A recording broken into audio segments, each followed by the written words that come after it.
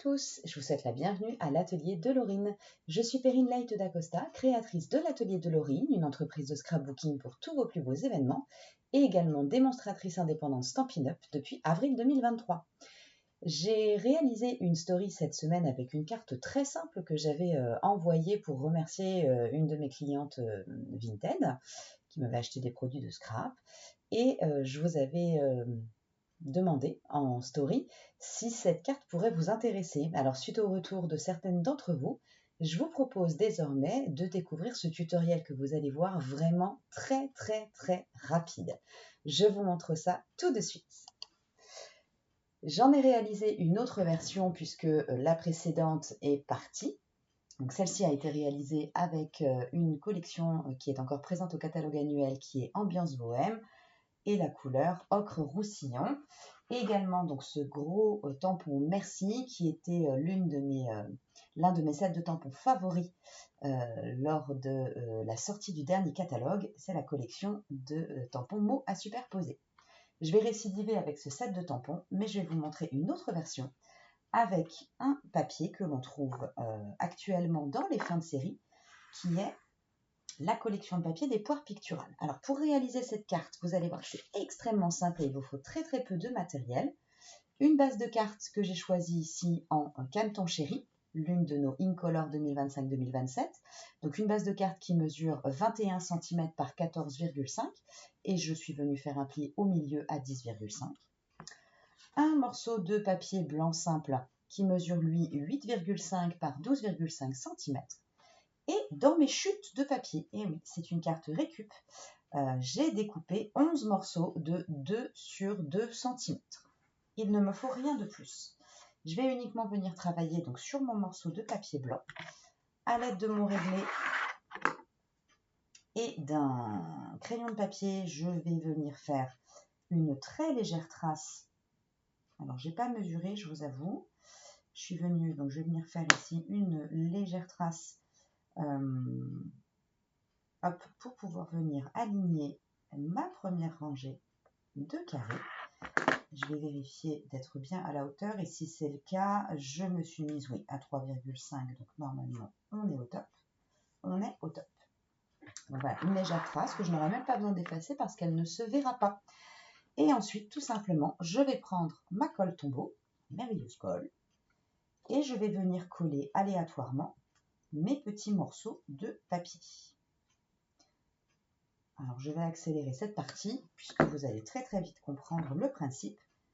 Simplement pour commencer, on va venir positionner nos carrés dans leur diagonale sur la ligne et ça va complètement venir cacher notre ligne. Et on continue comme ça.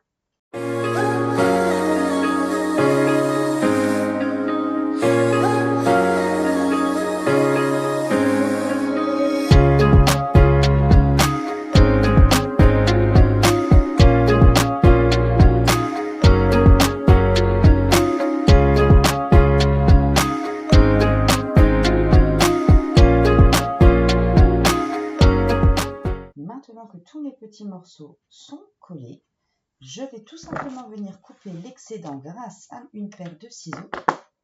Hop. Alors si vous avez de la colle, vous pouvez essayer d'attendre un tout petit peu que ça sèche. Avec la Tombow, ça va très vite. Et je viens tout simplement couper l'excédent au bord de mon papier.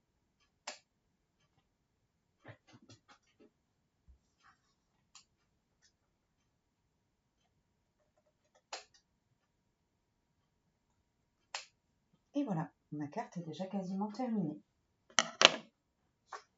Il ne me reste plus qu'à venir mettre mon sentiment et je viendrai ensuite coller ma carte. Donc ici, j'ai choisi de rester avec le mot Merci. Donc ce grand mot qui vient donc de la collection du set de tampons mots à superposer que je vous remontre juste ici. Pour rehausser un peu le mot, j'ai choisi de prendre l'une des couleurs assorties à ma collection des poires picturales qui est Secret Marin, une autre des Incolor 2025-2027. Je viens tout simplement tamponner mon message que j'ai volontairement envie de mettre de travers, tout simplement. Et voilà. et je viens coller ma carte, mon panneau en tout cas, sur ma base de cartes que j'ai préparée au départ.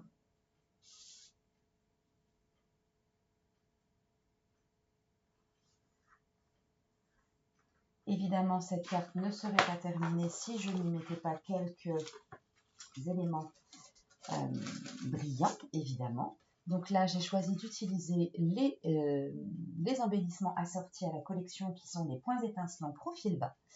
Et je vais bien évidemment utiliser les éléments qui sont en couleur Caneton Chéri pour rester dans la couleur de ma carte de base.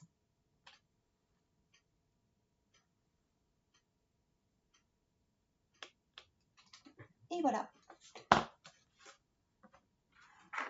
Je vous avais dit que c'était une carte très simple, très rapide à réaliser.